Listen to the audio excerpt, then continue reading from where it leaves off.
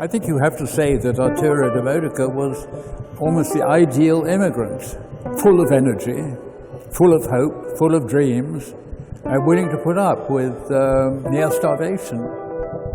The thing about artists, good artists, great artists, is that they learn from what they go through. They learn from their suffering sometimes.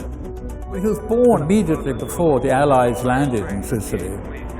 So even in his infancy, he was obviously aware of conflict and stress. The city in which he was born in Sicily is, even in Sicily, it's considered a very quiet, remote place.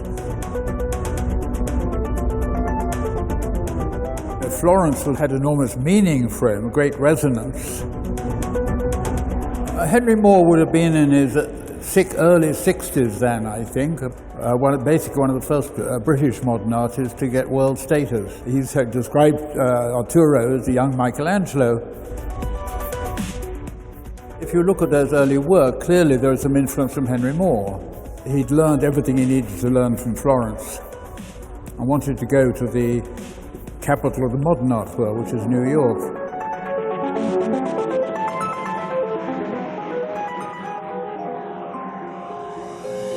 This was a time in the art world when there were a lot of artists were feeling the urge to get out onto the street.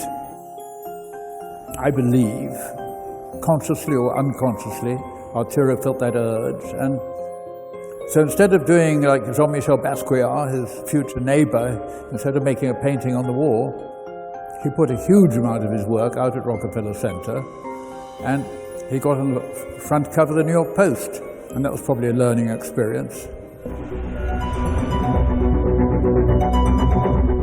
Black Monday, that was certainly the origins of the Charging Bull.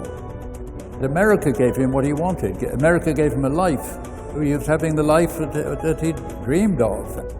The bull represents the economy going up. That's why he chose that image, to bring the economy back up. Wall Street is certainly a symbol of American finance and to some extent of world finance. So this is a natural place.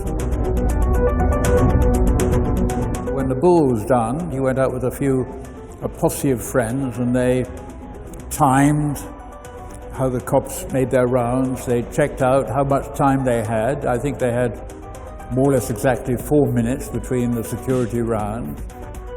And lo and behold, there's a giant Christmas tree there. And he has not long to decide. He says, this is my Christmas present to New York and to America.